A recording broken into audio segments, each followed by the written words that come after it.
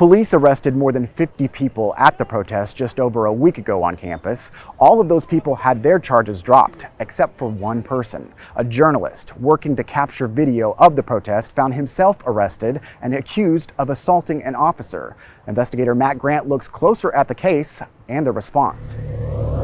Has this ever happened? No, it's never happened to me. You know what I mean? I was just covering things. Did you tell them you were the press? Yeah, I told them that I was the press. This one says I was hitting an officer. I was not hitting nobody. It's been more than a week since Austin photojournalist Carlos Sanchez was handcuffed while on the job live streaming the protests for Fox 7. You can see him here on the right side of your screen, camera rolling, when he's tossed backwards by DPS troopers and arrested.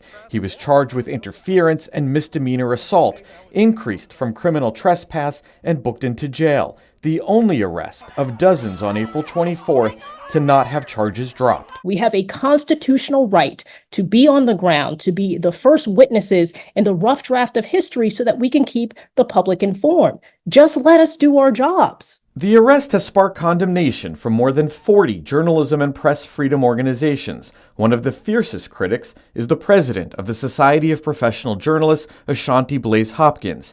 She worries this will have a chilling effect on journalists covering protests. We are watching, and we are not going to stand for any journalist's First Amendment rights being trampled on by any law enforcement agency. It's not right.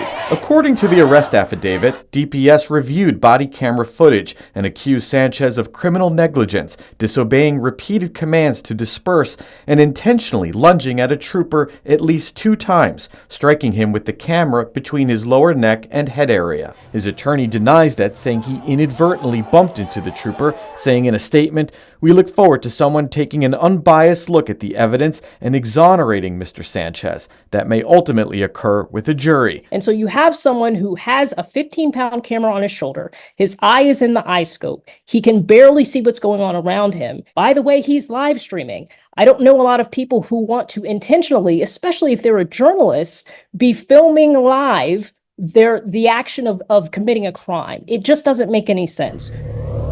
And another organization, the Freedom of Press Foundation, says DPS should be ashamed, quote, of its anti-press antics. You and I have both covered protests, and as you know, journalists have a First Amendment right to be the public's eyes and ears. What does DPS have to say about the accusations this arrest violates the Constitution? Well, DPS says it understands a journalist's rights to cover events. It says it works to protect those rights and to ensure that state law is followed.